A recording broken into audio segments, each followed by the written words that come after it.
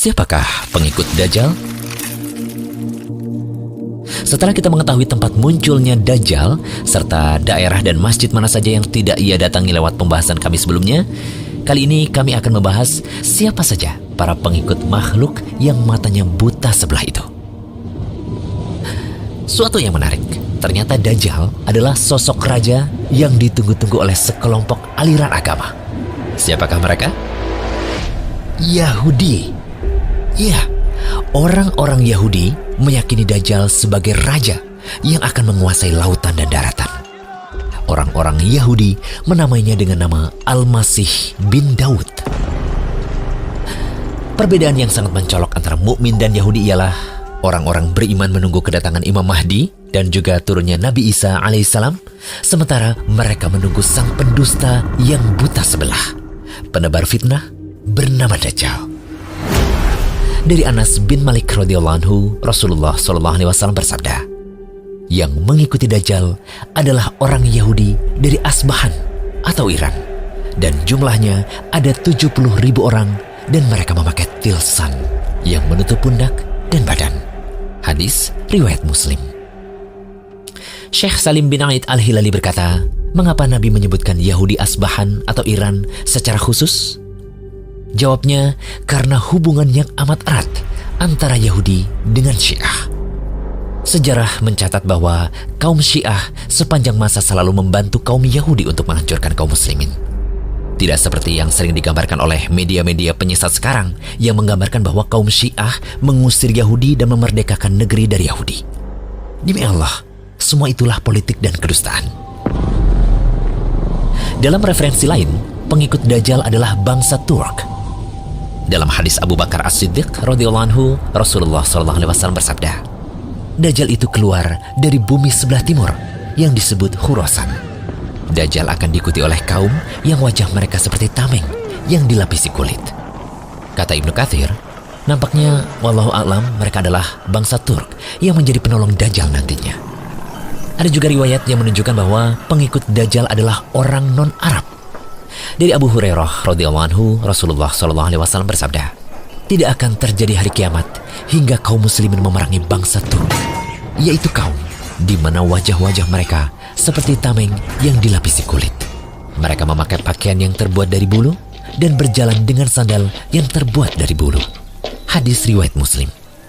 Dalam riwayat Bukhari dan Abu Hurairah radhiyallahu anhu, Rasulullah SAW bersabda, tidak akan terjadi hari kiamat hingga kalian memerangi suatu kaum yang sandal-sandal mereka terbuat dari bulu, dan kalian memerangi bangsa Turk yang bermata sipit, berwajah merah, hidungnya pesek, wajah-wajah mereka seperti tameng yang dilapisi kulit. Hadis riwayat Bukhari. Namun pengikut Dajjal juga ada yang berasal dari bangsa Arab karena kebodohan yang menimpa mereka.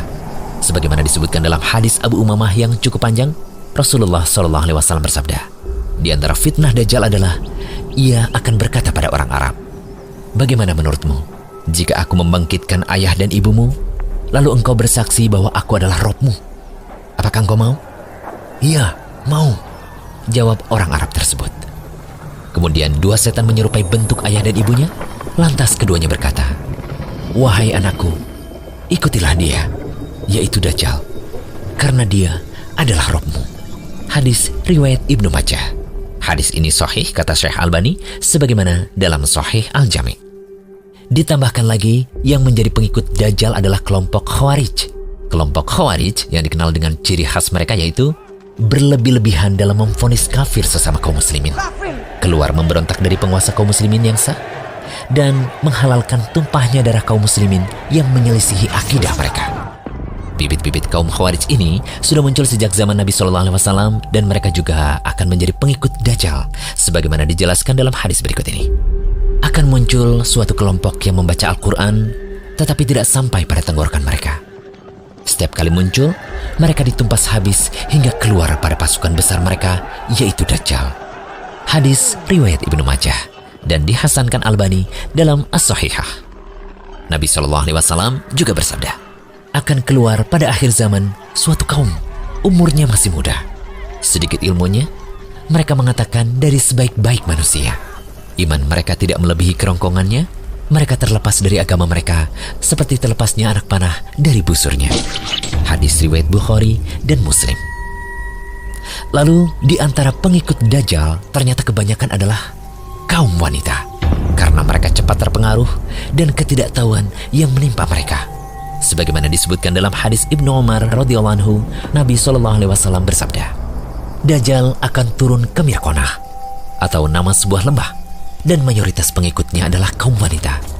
Sampai-sampai ada seseorang yang pergi ke istrinya, ibunya, putrinya, saudarinya, dan bibinya, kemudian mengikatnya karena khawatir keluar menuju Dajjal. Hadis riwayat Ahmad. Syekh Al-Albani mengatakan bahwa sanad hadis ini hasan.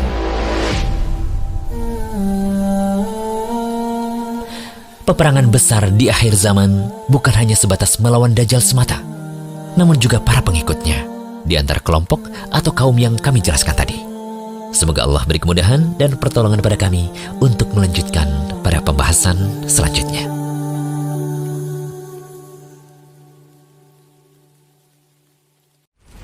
Jangan lupa kunjungi rumaiso.com, update setiap hari, insya Allah.